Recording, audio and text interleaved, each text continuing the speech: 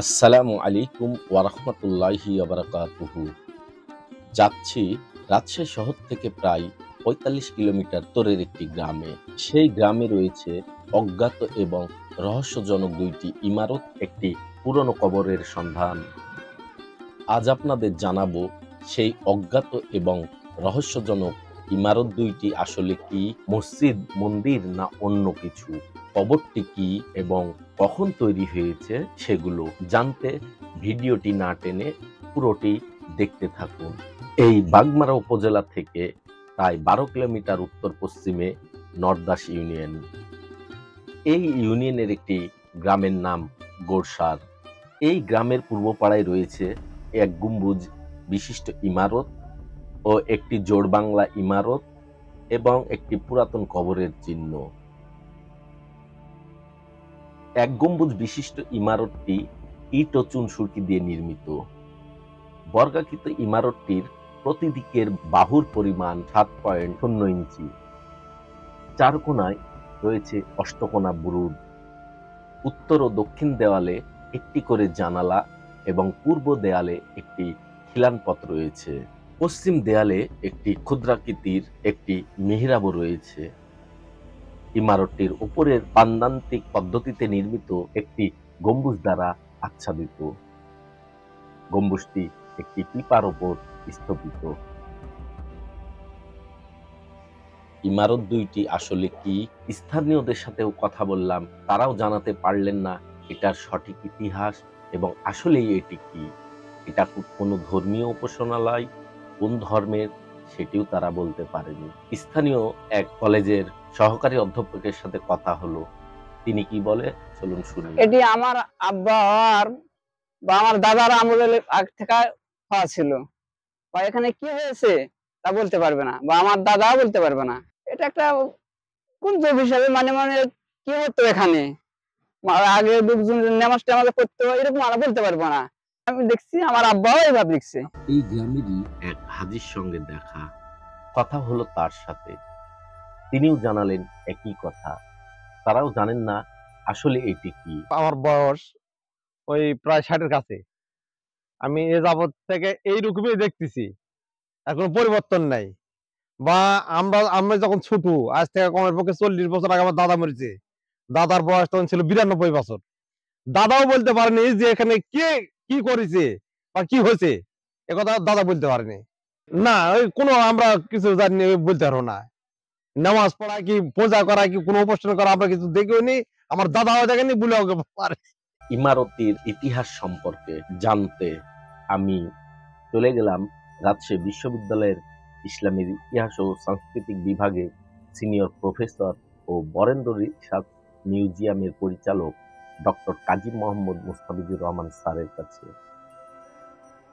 কথা হলো তার সাথে, চলুন শুনি স্যার কি বলে।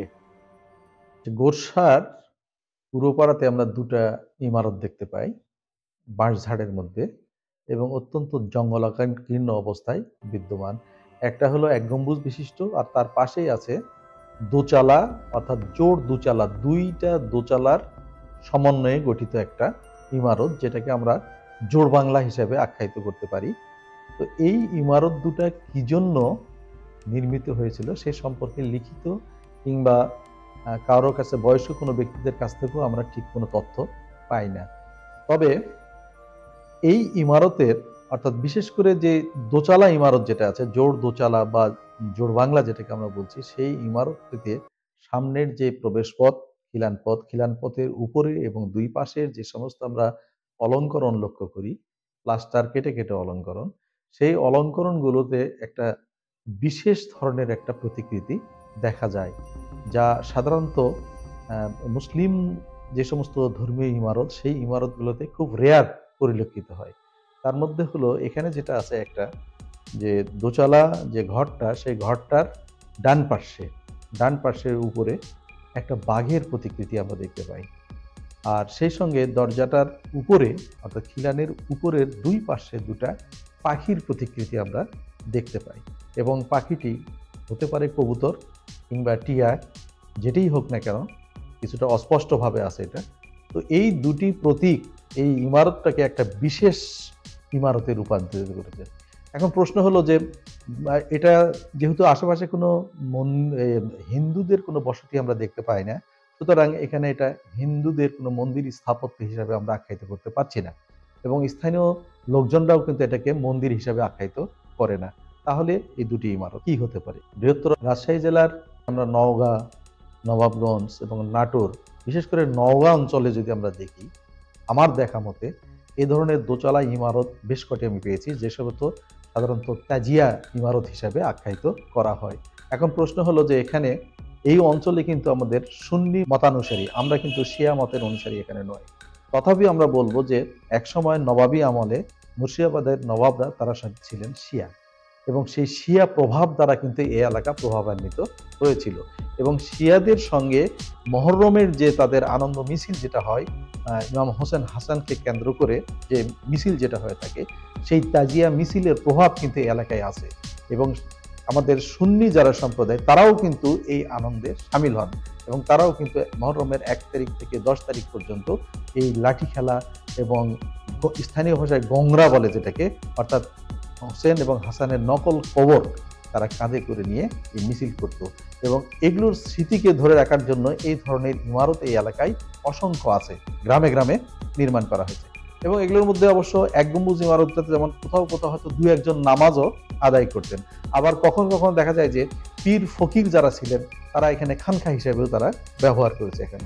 তো এই ইমারতটাকে আমরা একবার যথাযথভাবে একেবারে আইডেন্টিফাই করে বলতে পারবো না যে এটা তাজিয়া ইমারত কিংবা হিন্দুদের মন্দির, এটা আমরা নির্দিষ্টভাবে বলতে পারি না। তবে পারিপার্শ্বিকতা যেটা দেখা যায় সেটা হলো মুসলমানদের ইমারত, এবং এগুলো সবই হলো নবাবী আমলে নির্মিত। তো এই ইমারতটা যেহেতু আমরা কোনো নাম পাচ্ছি না, এখন আমাদের দেখা উচিত যে এটা ব্রিটিশ খতিয়ানে কোনো নাম আছে কিনা। যদি সেটা তদন্ত করে দেখা যায় তাহলে হয়তো নাম পাওয়া যেতে পারে, আর না হলে আমরা ধরে নেব এগুলা ওই তাজিয়ার স্মৃতি ইমারত হিসেবে হয়তো এই সমস্ত ইমারত সেই সময় জমিদারদের অনুকূল্যে গ্রামবাসীরা হয়তো নির্মাণ করেছিলেন। আবার 2-1 হয়তো পার্শ্ববর্তী 1 গম্বুজ ইমারতের নামাজও আদায় করে থাকতে পারে, কারণ ওর মধ্যে ওই 1 গম্বুজ ইমারতের মধ্যে কিন্তু ছোট্ট একটা মিহরাবও আছে কিন্তু সেখানে। তো সেটাকে ধারণা করে আমরা বলতে পারি যে হয়তো 2-1 সেই সময় তো কিন্তু নামাজের সংখ্যা তো ছিল না, সুতরাং 2-1 নামাজও আদায় করে থাকতে পারে। এখন প্রশ্ন হলো যে মসজিদে কিন্তু কোনো প্রতিকৃতি থাকে না, জীবন্ত প্রতিকৃতি, তথাপিও কিন্তু একেবারেই যে নাই তা নয়, রেয়ার কিছু আমরা পাই। যেমন উদাহরণ হিসেবে বলতে পারি দিনাজপুরের কান্তজির মন্দিরের পাশে নয়াবাদ মসজিদ, সেই মসজিদের গাত্রালঙ্করে যেখানে পোড়ামাটির ফলক যেগুলো আছে সেখানে দেখা যায় যে বিভিন্ন পশু পাখির প্রতিকৃতি আছে। এটা কিন্তু মসজিদ, নয়াবাদ মসজিদ, এবং এটাও মোগল আমলের শেষের দিকে, অর্থাৎ এই কান্তজির মন্দির যখন 1722 থেকে 51 সালের মধ্যে যখন নির্মাণ করা হয়, সেই সময় যে সমস্ত কারিগর আছে তারা নির্মাণ করেছে। সুতরাং সেগুলোর দৃষ্টান্ত দেখে আমরা বলতে পারি যে এটা মুসলিম ধর্মীয় একটা ইমারত, এবং এটা সম্ভবত স্থানীয় লোকজন হয় তাজিয়া হিসেবে ইমারতের স্মৃতির চিহ্ন হিসেবে ব্যবহার করতো, কিংবা কোনো ধর্মীয় ইমারত কিংবা কোনো পীরের নাম কিংবা কোনো সিন্নি সালাদ দেওয়ার জন্য এই ইমারতগুলো নির্মাণ করেছে। এবং এই ইমারতগুলো সবই হলো 1750 সালের দ্বিতীয়ার্ধে, অর্থাৎ 18 শতাব্দীর দ্বিতীয়ার্ধে নির্মিত। মোট কথা লেট মোগলদের নবী আমলের শেষের দিকে ইমারতগুলো নির্মাণ। এবার দেখব সেই পুরাতন কবরের চিহ্নটি। এই ইমারত থেকে সামান্য 200 গজ পূর্ব দিকে পুকুর পাড়ের উত্তর কোণায় বাঁশঝাড়ের ভেতরে রয়েছে সেই কবরটি। সেটি দেখানোর জন্য সাথে করে নিয়ে গেলেন স্থানীয় বাসিন্দা আলহাজ মোহাম্মদ ইসহাক আলী এবং গোরসার বিএম কলেজের সহকারী অধ্যাপক মোহাম্মদ জাফর আলী। এই সেই পুরাতন ইটের ছোট স্তূপটি কবর। এটি কোনো বুজুর্গ ব্যক্তির কবর হবে, সেজন্যই এটি পাকা করা হয়েছিল।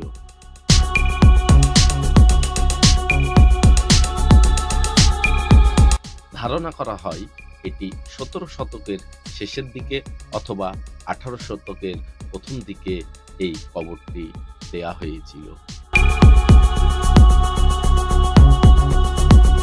সাথে থাকার জন্য সকলকে ধন্যবাদ। ভিডিওটি ভালো লাগলে লাইক, শেয়ার, কমেন্ট করতে ভুলবেন না কিন্তু।